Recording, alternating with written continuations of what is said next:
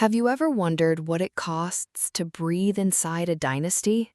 I'm Evadne, 33 and a walking disappointment to the sterling maritime empire. My father essentially owns the Pacific trade routes. He buys politicians like they're cheap souvenirs. His cufflinks could pay off your mortgage. And yesterday afternoon, I walked down the aisle toward a man whose knuckles are permanently scarred from welding steel. My father actually took the microphone at the reception, silencing 300 guests, and effectively deleted me from the bloodline. No shares, no trust, just dead weight tossed overboard. Silas, my new husband, didn't flinch. He just smiled, leaned into the microphone, and whispered 5 words that dropped the temperature in the room by 10 degrees. My mother predictably fainted onto a velvet chaise. What none of these vultures understood was that Silas didn't just scrape barnacles for a living, and I hadn't spent the last decade just playing the quiet, obedient daughter.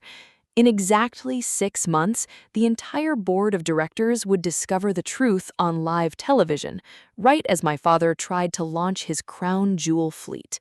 Welcome to the kind of vengeance that ferments quietly. If you've ever been the black sheep, pull up a chair. Drop a comment, tell me where you're watching from, and subscribe. You'll want to stick around for this. Let me rewind to the catastrophic dinner where my father tried to sell me off like cargo. The dinner took place on a suffocatingly humid Tuesday in the glass-walled dining room of my father's penthouse, overlooking the harbor he claimed to rule. He didn't literally own the water, but he owned every vessel cutting through it, and certainly every soul shivering at his mahogany table. A bottle of vintage Macallan sat aggressively near his elbow. His Patek Philippe flashed as he meticulously carved his steak, weaponizing the silence to make us sweat. I've set up a private gallery viewing with Julian Thorne for Friday. The Thorne acquisition is in the final stages. A public appearance with him seals the narrative. I dropped my knife. It clattered against the bone china. My grandfather, Arthur, taught me to ground myself with physical objects when the anxiety spiked. Instinctively, I slipped my hand into my pocket and traced the shattered glass of the antique pocket watch he'd given me before his heart gave out. "I'm already seeing someone," I said, "and I'm not leaving him." The clinking of silverware stopped. My mother's heavily Botoxed expression snapped into a mask of pure terror. My father chewed, swallowed, and stared at me like I was a spreadsheet with a glaring mathematical error. "In my house," he said softly, "romance is a liability. Marriage is an acquisition." I kept Silas's name out of it. Silas didn't belong in this sterile room. I didn't tell him that Silas would never care about the price of the wine, and that was exactly why I loved him. I just smiled, letting the heavy, suffocating silence stretch. Some rebellions require a much larger audience. Naturally, my father put his private security team on it. That's how the Sterlings operate. 4 days later, his assistant summoned me to the corporate headquarters, a monolith of black glass where the temperature was always kept freezing to keep people uncomfortable. A single manila envelope rested perfectly parallel to the edge of his massive desk. "Silas Thorne," my father recited, his voice completely hollow. "Commercial diver, rents a rusted dry dock in the lower industrial district. 0 property, 0 liquid assets, a ghost of a credit score." He pushed the file off the desk. It hit the floor with a pathetic slap. "This is what you're destroying the Thorne merger for? A bottom feeder who welds holes in the mud?" "He's an honorable man," I shot back, my voice trembling just enough to piss me off. "Honor doesn't pay dividends, Evadne. Honor gets you a blue-collar wage and an early grave." He turned his back to me, staring out at the cargo ships below. "Understand this. Sterlings do not breed with laborers." I'd tasted that exact flavor of contempt years ago, the day he refused to fund my naval architecture degree. He had called my passion for ship design a cute little distraction, so I paid my own tuition. I drafted blueprints until my eyes bled, building a career in secret while my sister was gifted a seat on the charity board and a closet full of Chanel. "You forced me to be self-reliant," I said, staring at his rigid spine. "You don't get to throw a tantrum when I actually rely on myself." He just chuckled, a sharp, rattling sound. But there was a detail in that thrown folder that nagged at me. The private investigators had found absolutely nothing on Silas before 5 years ago. No student loans, no traffic tickets, no history. For a guy my father dismissed as a dirt-poor nobody, his file was surgically wiped. I just didn't realize how deliberate that was. I'd met Silas 6 months prior, waist-deep in freezing salt water. My independent firm had been contracted to evaluate the structural integrity of a historic pier. I was freezing in a wetsuit, documenting rotted pylons, when a man in a scarred diving rig surfaced right beside me. His name tag was half rubbed off. "That support beam has been lying to the city inspectors since 2015, he said, pulling off his mask. I told him he was wrong. He argued back. He was right. We talked for hours. We stood shivering on the docks, arguing about tensile strength and saltwater corrosion. He asked me what I would build if money didn't exist and no one was keeping score. It was a question my father's circles would find utterly absurd. He bought me a burnt coffee from a vending machine, paying with crumpled dollar bills, and I noticed the way the rough-necked dock workers stepped aside for him, not just polite, but fiercely deferential. I filed that observation away in the back of my mind. All I cared about was that he looked at my blueprints like they mattered. "I couldn't care less who your father is," he told me that first afternoon. And the crazy part, I believed him. He proposed to me right there on that same rotting pier, rain and all. No hidden photographers, no Michelin star restaurant, no diamond dragged out of a blood mine. He handed me a ring he had forged himself from a piece of salvaged 18th century bronze. It was heavy, irregular, and absolutely perfect. "I can't give you the penthouses and the galas, but I promise I will never make you feel small." I didn't even let him finish before I said yes. Telling my family was like dropping a match into a powder keg. I gave them 2 months' notice. We stood shivering on the docks, arguing about tensile strength and saltwater corrosion. He asked me what I would build if money didn't exist, and no one was keeping score. It was a question my father's circles would find utterly absurd. He bought me burnt coffee from a vending machine, paying with crumpled dollar bills, and I noticed the way the roughneck dock workers stepped aside for him, not just polite, but fiercely deferential. I filed that observation away in the back of my mind. All I cared about was that he looked at my blueprints like they mattered. "I couldn't care less who your father is," he told me that first afternoon. And the crazy part, I believed him. He proposed to me right there on that same rotting pier, rain and all. No hidden photographers, no Michelin star restaurant, no diamond dragged out of a blood mine. He handed me a ring he had forged himself from a piece of salvaged 18th century bronze. It was heavy, irregular, and absolutely perfect. "I can't give you the penthouses and the galas," he said, the rain soaking his hair. "But I promise I will never make you feel small." I didn't even let him finish before I said yes. Telling my family was like dropping a match into a powder keg. I gave them 2 months' notice. My sister, Arabella, immediately posted a cryptic social media story to her 500,000 followers, a picture of a rusted anchor with the caption, "Some people love sinking." Julian Thorne told his country club buddies he'd dodged a massive bullet. My father, he didn't scream. He just spoke in that terrifying, measured whisper. "You want a circus? Fine. I'll throw you a wedding that will define you." I was too blindly in love to recognize the artillery loading in the background. I told Silas, bracing myself for him to panic. He just calmly wiped grease off his hands, entirely unfazed. "Let him put on a show. Silas said. We still walk out as husband and wife. That terrifying calm should have been a massive red flag about who I was actually marrying.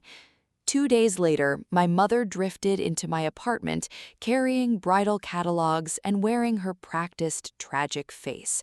My mother treats grief like a competitive sport. Do you have any idea how humiliating this is? She whimpered, daubing her perfectly dry eyes. Your father built this legacy. You're trading it for a man who smells of diesel. I gripped my grandfather's broken watch. You already made your choice, Mom, I said. She actually flinched. Your grandfather, she stammered, looking frantic. Before he died, he begged you to make sure you... She snapped her mouth shut. Make sure I what? I demanded, my heart hammering against my ribs. It doesn't matter, she whispered, grabbing her glossy magazines and fleeing my apartment. I sat in the quiet for a long time, turning her broken sentence over in my mind, like a fractured code. My grandfather had known something, and my mother had buried it to protect her own comfortable life. The retaliation started within 48 hours. My platinum card was declined while I was buying drafting paper. Then the joint savings account vanished. The quiet retainer I received for sitting on the family's charitable trust evaporated without a single email. My father was systematically severing every financial artery, trying to bleed me out so I'd crawl back. The society friends vanished like smoke. A text from my supposed best friend read, "So sorry, E, my dad can't risk crossing your father right now." 25 years of shared secrets erased by a business calculation. But arrogant men always make the same fatal mistake. They'd assume that if you take away a woman's bank account, you take away her spine. I didn't break down in the middle of the art supply store. I walked back to my apartment, booted up my laptop, and did what an engineer does. I calculated the structural load before the panic set in. Rent, food, my freelance contracts. It was brutal, but it held. That night, Silas found me staring at the spreadsheet. I told him no, and I meant every single syllable. I need to feel my own deck beneath my feet, I told him in the quiet of my apartment. Then you can stand beside me. He didn't push. He just rested a calloused hand on the back of my neck and let me calculate my escape route. My father had frozen a bank account. He hadn't frozen my engineering license or the brain he'd spent 30 years treating like a decorative parlor trick. We rented a cramped, salt-battered cottage right on the edge of the industrial harbor. My mother would have called it quaint through a tightly clenched jaw. It smelled of low tide and old cedar, with a kitchen so narrow we had to press against each other just to open the oven door. I loved it more than the sprawling, sterile estates I grew up in. But Silas was starting to fray at the edges of his own narrative. I'd catch him on the porch at 2 a.m, speaking in a low, clipped voice that didn't belong in a dive shop. "Delay the quarterly projection," I heard him say one night through the screen door. "I'll handle the proxy vote. Keep legal out of it for now." A commercial diver does not have a proxy vote. I didn't ask, though. We had made a silent pact to earn our truths rather than demand them. The next morning, a heavy maritime trade journal sat on our tiny kitchen table. A colleague had supposedly dropped it off. The cover story was a sprawling feature on a ghost-like shipping tycoon, a billionaire who reportedly still welded his own deep-sea submersibles. There was no headshot, just a picture of a scarred hand resting on a titanium pressure hull. I glanced at it, assuming it was an aspirational piece about someone else's boss, and poured my coffee. Silas watched me from the doorway. He wore an expression I couldn't quite decode, a knife-edge balance between desperate hope and utter dread. It was the face of a man waiting to see if you'll pick the lock he accidentally left the key in. "Capital is just a crowbar, Evadne," he murmured, almost to himself. "I need you to trust the mechanic, not the toolbox." I laughed and told him he sounded like a brooding dock worker poet. He smiled, but it didn't reach his eyes. Much later, I realized he had been screaming the truth at me, and I simply hadn't learned how to listen. If you've ever had your entire worth calculated on a spreadsheet and deemed insufficient, you know exactly how the next part feels. We wanted a tiny ceremony, 50 chairs on a public beach. But when we arrived, the beachfront was choked with black luxury sedans. My father had completely hijacked the venue. He had invited 200 apex predators from his own corporate ecosystem and seated them himself. A massive gold-leafed seating chart sat on an easel near the dunes, violently out of place against the sand. When I traced the names, the cruelty was staggering. He had placed Silas in the very back row, inches from the noisy portable generators, under a card that simply read, "Guest." The salt air was thick with expensive cologne and whispered pity. Julian Thorne was leaning against a tiki torch, nursing a scotch, eyeing me like a bad investment he was thrilled to have dumped. My mother was seated in the front row, wearing a veil that looked suspiciously like mourning attire. Arabella already had her phone recording before my feet hit the sand. I found Silas exactly where the chart had banished him. He was leaning against the generator fence, the calmest man on the eastern seaboard. "Your father really leans into the theatrics," he whispered as I walked up. "He does," I said, my chest tight. "He's saving the kill shot for the reception." We did it anyway. The vows were ours, blunt, heavy, and real. For 3 minutes, the suffocating empire my father built vanished. It was just the ocean, the officiant, and us. Then came the reception under the main tent. I heard the sharp, terrifying chime of silver hitting crystal. I turned. My father was rising from a massive head table he had effectively claimed as a throne. "A toast," he projected. The tent went dead silent. Because when a man with a $10 billion market cap speaks, the world shuts up. "To my eldest daughter," and to her, he let the pause drag, sharpening the blade. "Husband." He began to pace the floorboards, holding his champagne. "I built this shipping empire from a single leaking freighter my father gambled away. Every hull, every port, bled for." The governor was watching intently from table 3. "My only dream was that Evadne would anchor this legacy with a partner of actual consequence." He stopped deliberately in front of Silas, looking down at his plain, perfectly tailored, but unbranded suit. "Instead, she chose to marry a barnacle on the hull of our family name." A few sycophants chuckled. Arabella's camera lens practically vibrated with excitement. "So let me be entirely transparent," my father announced to the crowd, his voice booming over the sound of the surf. "As of this exact second, Evadne is no longer a sterling. No shares, no estate, no access. She is a diver's dependent. Let her drown in the life she chose." He waited. He wanted the break. He wanted the tears.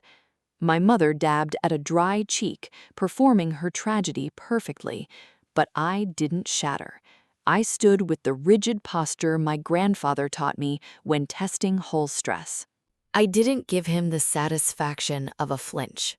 I had learned years ago that the man who screams the loudest usually has the weakest foundation. Then Silas stood up. He unbuttoned his jacket slowly, moving with the terrifying leisure of a man who has never been intimidated in his life. He looked directly at my father across the sea of bewildered elites, and he smiled. That smile made the blood in my veins run freezing cold. It wasn't defensive. It was predatory. "Thank you for the toast, Mr. Sterling," Silas said. His voice easily cut through the roar of the ocean outside. "And thank you for clarifying the inheritance, but we don't need it." 4 words, heavy as a sunken anchor. The tent stirred. My father barked a hollow, ugly laugh. "You don't need it? You scrape rust for an hourly wage." "I do," Silas replied calmly. "Keeps me grounded. Best hours of my week." "And what exactly do you think you offer my daughter?" My father spat, his face turning an ugly shade of red. Silas didn't blink. Dignity, and the unvarnished truth the second she asks for it. Near the back flap of the tent, an older man in an immaculate bespoke suit quietly stood up and gave Silas a sharp, deferential nod. It was a salute. I later learned this man ran Silas's global operations.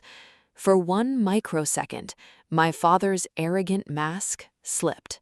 He looked like a predator that had just realized it was in a cage but couldn't quite see the bars yet. "Sterlings don't marry laborers," my father repeated, though it sounded incredibly flimsy this time. Silas just nodded gently, almost pitying him. "You'll understand exactly what I do very soon, sir," he said. Silas sat back down, found my hand under the tablecloth, and locked his fingers with mine. The power in the room shifted entirely. It was my turn. I didn't bother with a glass. I stood up and faced the wolves. "My father measures a soul by its stock portfolio," I said, my voice shaking at first, then steadying.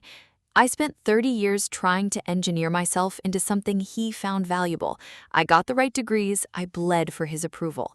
And he called my life's work a cute little hobby." A few executives shifted uncomfortably in their seats. "So I built my own firm in the dark. I build structures that actually hold weight, the kind of weight that doesn't care who your daddy is." I looked at my mother. She stared fiercely at her plate. "I didn't lose a family today. I just resigned from a 30-year audition." The tent was breathless. Then, from the third row, a woman started clapping. Then a man joined in. Suddenly, a wave of applause ripped through the tent. "The valet is out front," I said into the noise. "If you came to watch an execution, you can leave. If you came for a wedding, grab a drink." My father's jaw was practically wired shut with rage. He had engineered an arena for my public destruction, and the gladiators had simply refused to fight. Maybe 20 sycophants scrambled after him, but nearly 200 people stayed. Because bullies never understand that defiance is a wildly contagious thing. My father stormed out, my mother scurrying behind him like a frightened shadow. Arabella lingered just long enough to record the untouched champagne tower before fleeing. The second their limo tires hit the pavement, the oxygen rushed back into the tent. Strangers became actual guests. A local baker rolled out a crooked, beautiful vanilla cake that tasted better than any Michelin star dessert I've ever had. Silas and I danced terribly on the scuffed wooden floorboards. "Any regrets?" he whispered against my temple. "Not a single one," I told him. "Not even the seating chart?" He laughed, a deep chest rumbling sound. But then his eyes darkened, turning serious. "When the timing is perfect," he promised, pulling me closer, "I am going to strip the paint off everything. I'll tell you exactly what my work is." I pulled back, confused. "Why not right now?" "Because you'd process it as a defense mechanism," he said softly. "I want to be standing on ground that proves it," Silas added, "not just throwing words into the wind." I let it go. The music was loud, the sea breeze was warm, and for the first time in my life, no one was holding a ruler up to my existence. I had no earthly idea that the ground Silas was waiting for would be a corporate keynote stage, or that my father would be sitting in the front row watching his empire evaporate. 2 weeks after the sand settled, an attorney named Elena Vance called me into her office. She had handled my grandfather Arthur's estate for decades. Her office smelled intensely of old leather and truth. "Your grandfather left extremely specific parameters," she said, sliding a heavy, sealed vault box across the mahogany. "These assets were to be released the moment you married a man your father explicitly hated. You detonated that clause 14 days ago." Inside the box was a velvet-wrapped bundle. I knew the weight of it instantly. Arthur's antique brass drafting compass, and beneath it, a letter dated the year before his heart failed. "He wanted you to have the old shipyard in the Narrows," Elena explained quietly. But more importantly, he left you a 15% stake in a structural defense firm he quietly bankrolled a decade ago. My lungs seized. That same firm, the letter proudly detailed, had commercialized a hydrostatic pressure valve I'd blindly sketched out on a napkin when I was 17, the very patent I filed in college and entirely forgot about. Has this actually been generating revenue? I stammered. Elena offered a razor-sharp smile. For over 7 years, Evadne, your mother intercepted the paperwork last spring and begged me to bury it, but Arthur's directives were bulletproof. I sat in that leather chair until the brass compass grew hot in my palm. My grandfather hadn't just left me a warehouse, he left me a financial fortress built on my own adolescent genius, and my mother had locked it in a drawer to keep me dependent. I didn't tell Silas the raw numbers immediately. I needed to feel the weight of it myself. Without the sterling name suffocating me, my independent contracts exploded. A naval base needed a dry dock assessment. A commercial fishery hired me for a fleet overhaul. Real, grueling, honest work. When I finally visited Arthur's rusted shipyard, breathing in the smell of old iron and grease, I called the defense firm. I listened in absolute shock as they explained the massive royalties sitting in my name.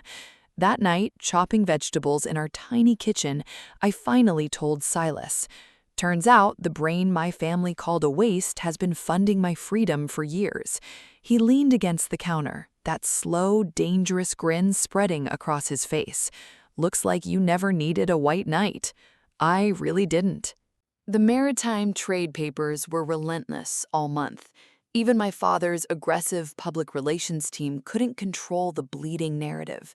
Sterling Holdings was weeks away from unveiling its crown jewel, a $2 billion automated deep-water port and luxury terminal on the coast. The entire pitch, stamped across every glossy brochure, hinged on a revolutionary promise: 0 docking delays, autonomous unloading, a seamless transition from your mega yacht to a private terminal without ever seeing a customs line or a crane. But that massive promise survived entirely on securing one exclusive partner. They needed the company that owned the autonomous fleet technology and the deep water robotics. The name plastered across every financial blog was Nereus Logistics. I read it casually at first, the way you read a faded label on a shipping container. My father had been bleeding capital chasing Nereus's signature for 2 years, desperately courting a founder so notoriously private that no one had ever photographed his face. Without that contract, the new flagship port was just an incredibly expensive concrete slab. That evening, Silas came in from the docks. Across the water, a heavy freighter blasted its horn, that low, vibrating hum I loved. Suddenly, the sound and the company name violently collided in my head. "Long day?" I asked, watching him toss his keys on the counter. "Negotiations," he said, rolling up his sleeves. "One massive contract is finally breaking." I casually mentioned my father's port project and the elusive partner he was begging for. Silas just poured a glass of water, murmured, "Is that right?" and changed the subject. I let him change the subject because my brain simply hadn't assembled the puzzle pieces. Let's pause for a second, because the absolute irony here is too delicious to rush. My father spent 24 months bending the knee, begging for a meeting with a titan he wasn't allowed to see, while that exact titan was sitting at my cramped kitchen table eating cold toast and washing engine grease off his knuckles in my sink. If you've ever wanted to watch a narcissist sprint full speed into a brick wall of his own making, you'll want to stay for this. The following Sunday, Silas sat me down on our weathered porch. He brought 2 black coffees and let a heavy, terrifying silence stretch out before he finally spoke. "I have to tell you something," he said, staring out at the bruising ocean. "And I have to do it clumsily because I've never done it before." I just waited, gripping my mug until my knuckles turned white. "The diving rig is real," he continued. I scrape holes because it grounds me. It's the only place the noise in my head actually stops. But it isn't the only thing I do. I swallowed hard, the wind catching my hair. I gathered that, I whispered. He offered a fragile, almost broken smile. I'm not struggling, Evadne. I'm the absolute opposite of struggling, in a way that is really hard to explain on a porch. I built a fleet from one salvaged tugboat and a loan I couldn't repay. It grew. It mutated. Silas rubbed the back of his neck, looking vulnerable in a way I hadn't seen since the day he proposed in the rain. At a certain point, the money got so loud that I stopped letting anyone photograph me. Because the second people know your net worth, they stop speaking to you. They start pitching to you. They sell you a mirrored version of whatever they think you want. He looked directly into my eyes, his gaze heavy and desperate. I needed to know that someone could love me before they looked at my portfolio. You did. You loved a guy who welded pipes in the mud. Do you have any earthly idea what that is worth to a man in my position? My mind raced, violently snapping back to the late-night phone calls on the porch, the terrifying respect from the roughneck dock workers, the magazine cover featuring a scarred hand resting on a titanium hull. "Are you going to tell me the name of your company?" I asked, my voice barely holding together. "Not yet," he said softly. "I want you to see it. There's an opening gala in 6 weeks. I want you to walk in with me. You'll understand the moment we cross the threshold." He reached into his heavy canvas coat and slid a black and gold embossed envelope across the table. The host listed on the invitation wasn't Sterling Holdings. It was the maritime partner my father had been hunting for 2 years. I never lied about who I am. I just withheld the invoice. I didn't sleep a single minute that night. I lay staring at the ceiling, listening to the steady rhythm of Silas's breathing, and finally forced myself to do the terrifying arithmetic I'd been avoiding for months. At 2 in the morning, I slipped out of bed, opened my laptop at the kitchen counter, and searched the name printed on the black envelope: Nereus Logistics, founder and CEO. The search results were a frustrating wall of identical text: reclusive, unseen, refuses public appearances. One financial blog dubbed him the Ghost of the Pacific. And there it was, the photograph, a close-up of a scarred, calloused hand resting on a deep-sea submersible. No face, just the exact hand I had watched pour coffee in my kitchen every single morning. I stopped breathing. The dive suit with the faded logo I had dismissed as a contractor, the crumpled hundreds, the way harbor masters practically bowed when he walked past. You don't casually delay a global shipping corridor's maintenance schedule unless you actually own the corridor. I thought about my arrogant father sitting in his temperature-controlled glass office 2 years deep into begging a phantom for a signature, never permitted to see the face of the man who held his entire legacy hostage. I sat in the dark and started to laugh. It wasn't a cruel laugh. It was the breathless, hysterical laugh of a woman watching a monstrous optical illusion suddenly snap into perfect clarity. My father had spent 2 years metaphorically crawling on his knees, desperately courting the exact barnacle he had publicly humiliated and banished at my wedding. I gently closed the laptop. I didn't wake Silas. I just sat in the quiet dark until the sky turned bruised purple, listening to the harbor wake up. A freighter blew its horn in the distance, but it didn't sound like a call to sea anymore. It sounded like a detonation timer. As the Sterling flagship's opening day approached, my family launched one final, desperate PR offensive to clean up their image before the international press arrived. Julian Thorne, still bitter that I chose a diver over his trust fund, started planting nasty little rumors at his country clubs. He painted Silas as a parasitic grifter who had manipulated a vulnerable heiress. Arabella, smelling engagement metrics, reposted the video of my father disowning me, framing it as a tragic family rift to her followers. She had no idea she was actively circulating the exact weapon that would slaughter her father's reputation. Then my mother called. Her voice dripped with artificial sweetness. "Evadne, darling, there's still time," she cooed. "Your father hasn't officially dissolved your trust. If you just show up to the gala, smile for the cameras, we can sweep this ugly mechanic business under the rug." Not, "Are you safe?" Not, "I love you." Just, "Please serve as a prop so we don't look bad in Forbes." I gripped my phone, feeling the ghost of that old, pathetic childhood urge to finally win her approval. And then, the tether just snapped.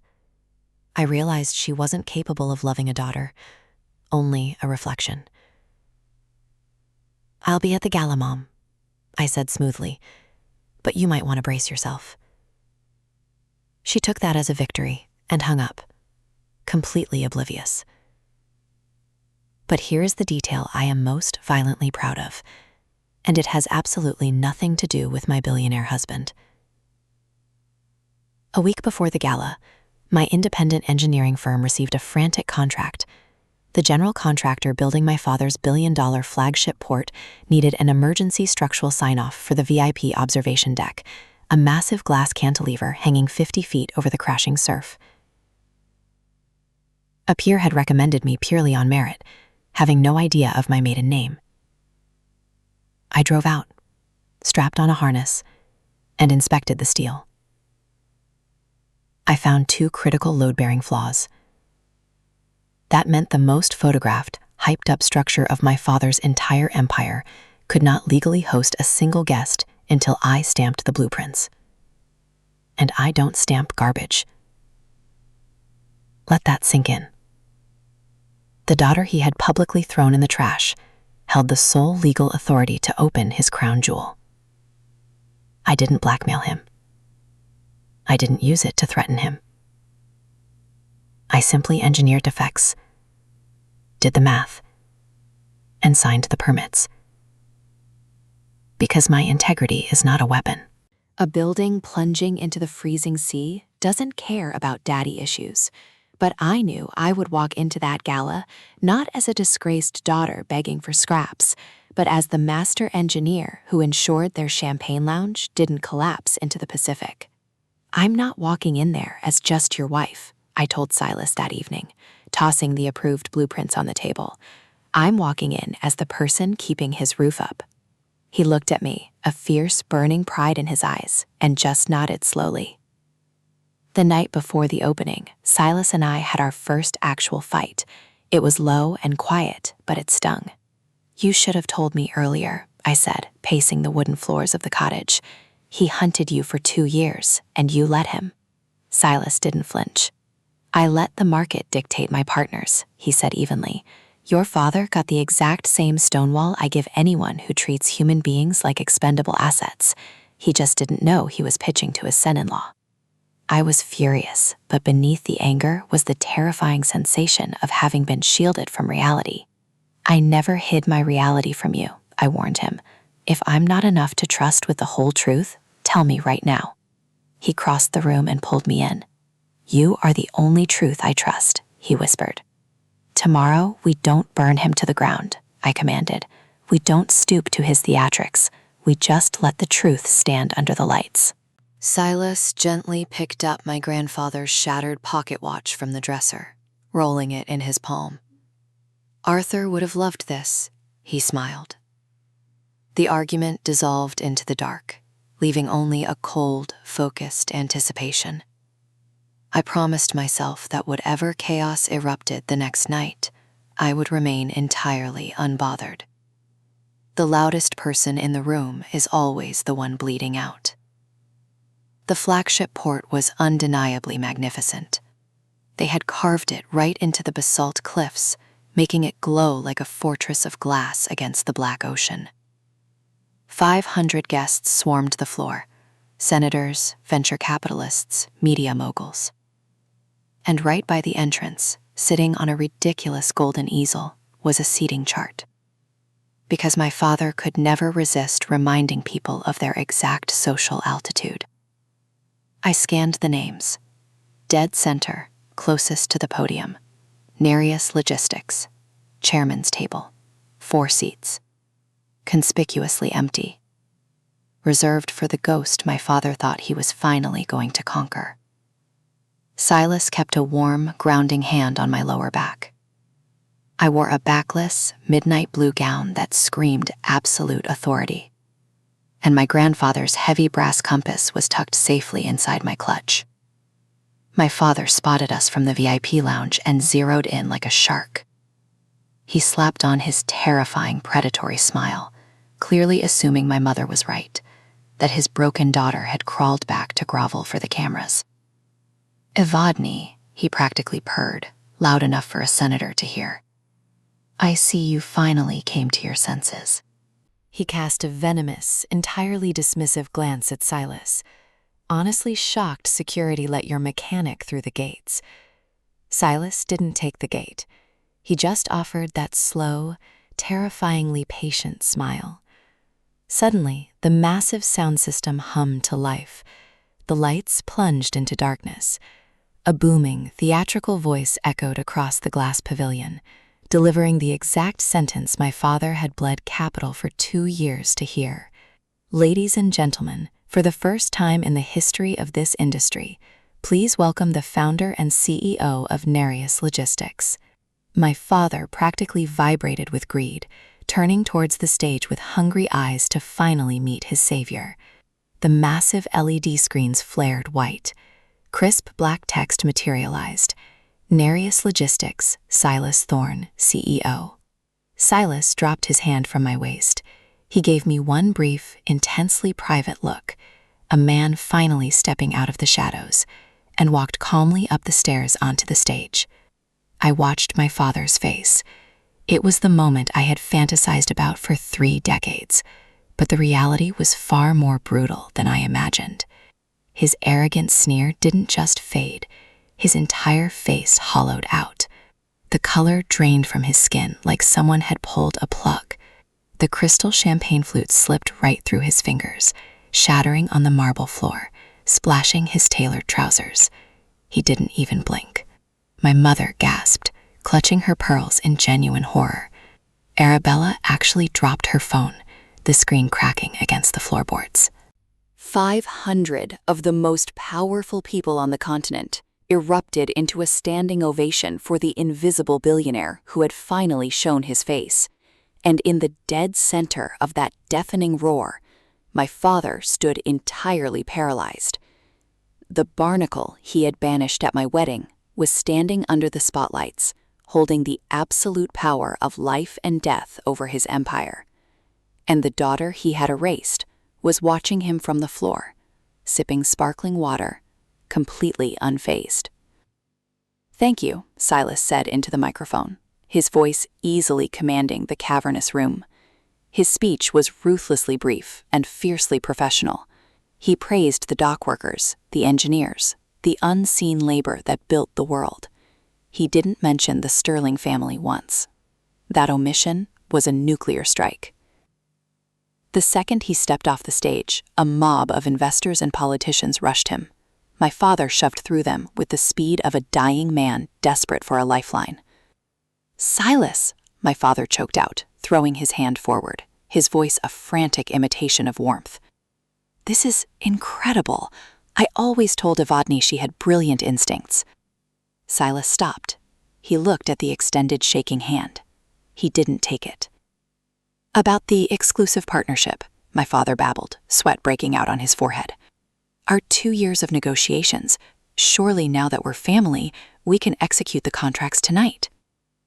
Silas looked from the empty hand up to my father's terrified eyes and answered at a volume calibrated to carry just far enough. "I received your acquisition proposal months ago, Mr. Sterling," Silas said, projecting his voice effortlessly across the stunned room. "I rejected it." My father's mouth hung open. "But why? It's the most lucrative deal on the seaboard."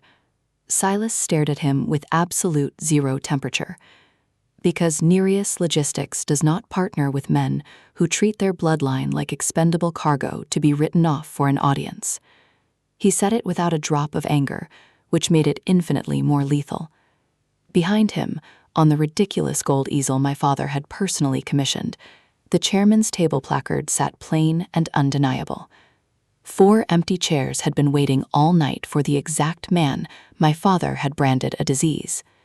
And here is the measurable mathematical reality that turned a public humiliation into a complete corporate slaughter. Without Nereus, there was no autonomous docking, no robotic fleet, no seamless luxury transfer. My father had pre-sold that exact exclusive experience to a waitlist of global elites, and now he was stuck with a $2 billion concrete slab and absolutely zero logistics to run it. "You had an opportunity to welcome me," Silas said, stepping away from the microphone. "You chose an execution instead." My father snapped his head from Silas to me. The fake, deal-closing corporate warmth evaporated from his face, replaced instantly by raw, unhinged fury. It was the exact terrifying heat he had always used to bully a boardroom into submission. "You engineered this," he hissed, his voice shaking violently as he marched toward me. "You planned this whole thing. You dragged me up here just to humiliate me in front of my own investors." His voice was climbing now, echoing off the glass walls. This was the exact collision my entire life had been accelerating toward. I had promised myself I would meet his rage with absolute stillness, because the loudest person in the room is universally the one losing the war. And tonight, I refused to lose. I unclasped my velvet evening bag and pulled out my grandfather Arthur's heavy, tarnished brass drafting compass. I held it up right under the crystal chandeliers, where the light caught the scratched metal. "Do you even remember what this is, Dad?" I asked. He stared at it, completely derailed. It was Arthur's, the man who laid the foundation for every single thing you own inside a rusted shipyard, with grease permanently embedded in his skin.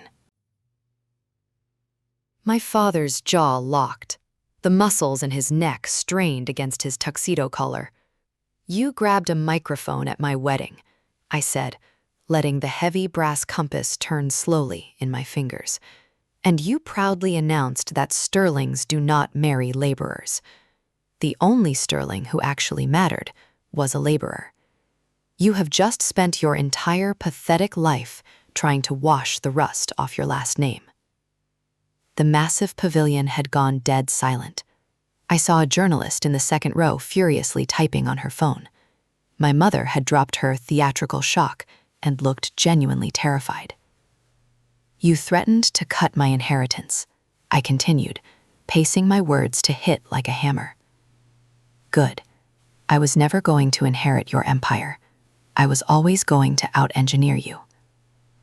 I took one step closer, dropping my voice so he had to strain to hear the final nail go into the coffin. "By the way, that VIP glass cantilever you're standing in right now, it legally cannot hold a single guest without my structural stamp. I filed the safety approval this afternoon."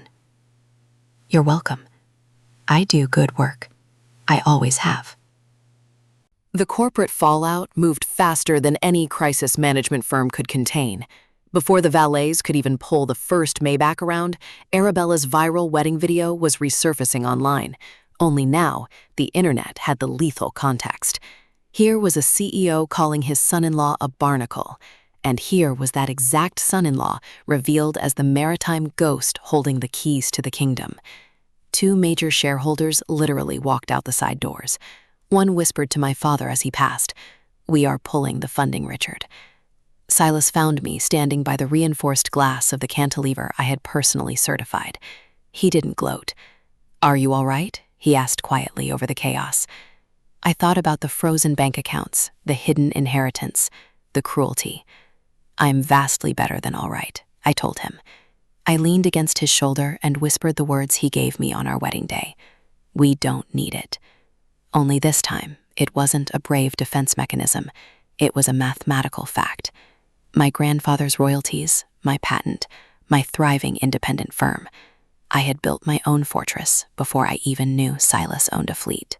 That independence, more than any dramatic reveal on a stage, was the one thing my father could never disinherit.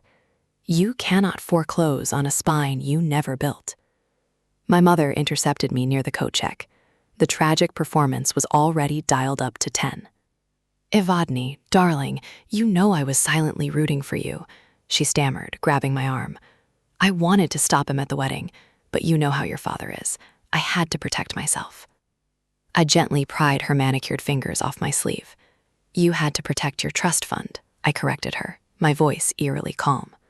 Elena Vance handed me Arthur's letter last month, Mom. The shipyard, the defense patents, all of it. You hid a dead man's final wish to keep me financially chained to a man who despised me. Her jaw literally dropped. She had no practice script for the absolute truth. You used to beg me not to make you choose, I said, staring right through her. You chose the second you locked that vault box. She closed her mouth and said absolutely nothing. It was the most honest thing she had done in 3 decades. Arabella drifted over next. Her designer mascara was genuinely ruined. The trademark sneer had totally vanished. I swear I didn't know about Arthur's letter, she whispered, looking exhausted. I'm just so tired, Evadne. I've played the perfect, compliant daughter for so long, I don't even know who I am without the camera. It was the most authentic sentence she had ever spoken. I felt a sudden, sharp ache for the sisterhood we never got to have.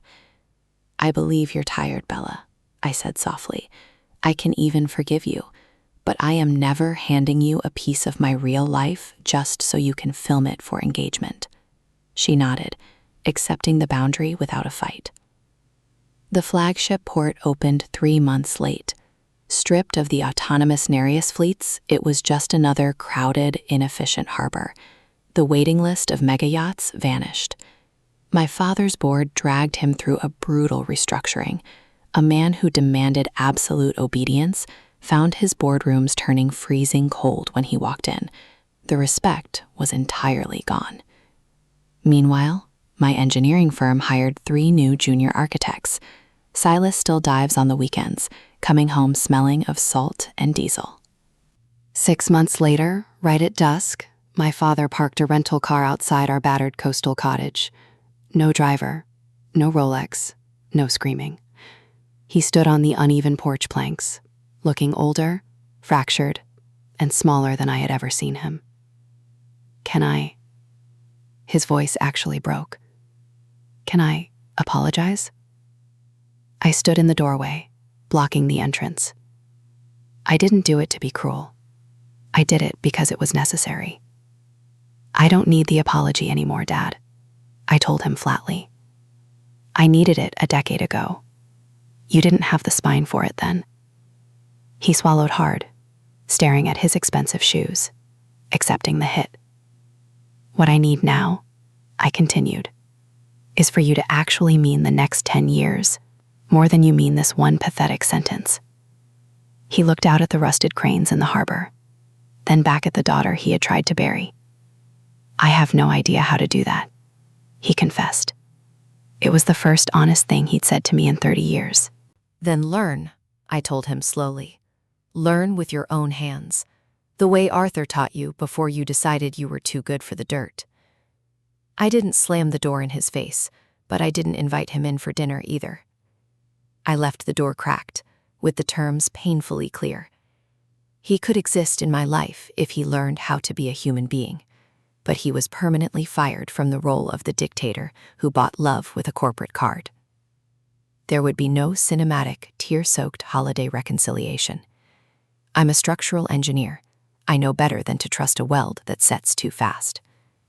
These days, my mother sends cautious, polite emails testing the waters. Arabella and I text about boring, normal things, slowly learning how to exist without an audience. And my father occasionally shows up at Arthur's old shipyard.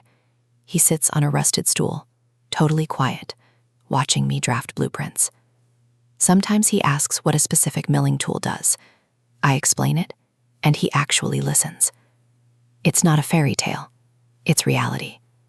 A fractured foundation slowly being repoured by people willing to do the brutal work without expecting a medal for it. I spend most of my evenings in Arthur's shipyard now, the place my mother tried to steal, the place I had to marry a barnacle to unlock. His heavy brass compass sits on my drafting table, catching the amber sunset right next to my own modern tools. Across the harbor, A freighter blasts its horn. That low, vibrating hum that used to sound like a warning now just sounds like Silas coming home. My father called my brain a liability. My mother called my independence a PR crisis. They were calculating the structural load with a broken scale the entire time. Here is the only blueprint you need, the one Arthur hardwired into my brain before they could rip it out. Inheritance is just the fragile stuff someone hands you. Worth is the indestructible steel you forge when they refuse to. And absolutely no one can foreclose on a life you built with your own hands. That's my story. A frozen bank account, a salvaged dive suit, a hidden letter, and a build line I finally stopped needing. If this reminded you that your value was never theirs to liquidate, go build something today. Drop a comment, tell me where you're watching from, and subscribe to Hidden Family Revenge. I'll see you in the next one.